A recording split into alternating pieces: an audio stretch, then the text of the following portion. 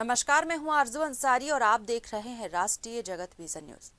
झारखंड के चर्चित शराब घोटाले में कार्रवाई की रफ्तार तेज हो गई है। एसीबी की लगातार पड़ताल के बीच छत्तीसगढ़ में बड़ी कार्रवाई सामने आई है। बिलासपुर से छत्तीसगढ़ वेलकम डिस्टिलरी के डायरेक्टर राजेंद्र जायसवाल को गिरफ्तार किया गया है। झारखंड पुलिस की टीम ने उन्हें बिलासपुर कोर्ट में पेश कर ट्रांजिट रिमांड पर अपने साथ ले लिया है।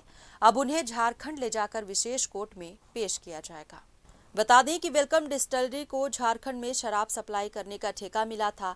जांच में कथित अनियमितताओं और बड़े वित्तीय घोटालों के संकेत मिलने पर एसीबी ने जांच का दायरा बढ़ा दिया है। इस मामले में राजेंद्र जायसवाल को अहम किरदार माना जा रहा है और उनकी गिरफ्तारी के बाद नए खुलासों की संभावना जताई जा रही है।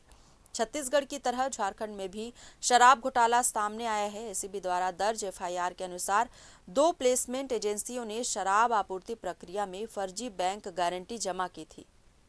अधिकारियों ने इसकी ठीक से जांच नहीं की, जिसके चलते 38 करोड़ 44 लाख रुपए का घोटाला हुआ। बैंक प्रबंधक ने एसीबी को बयान दिया है कि प्रस्तुत बैंक गारंटी न तो बैंक द्वारा जारी की गई है, न लेटर हेड और न ही हस्ताक्षर असली है।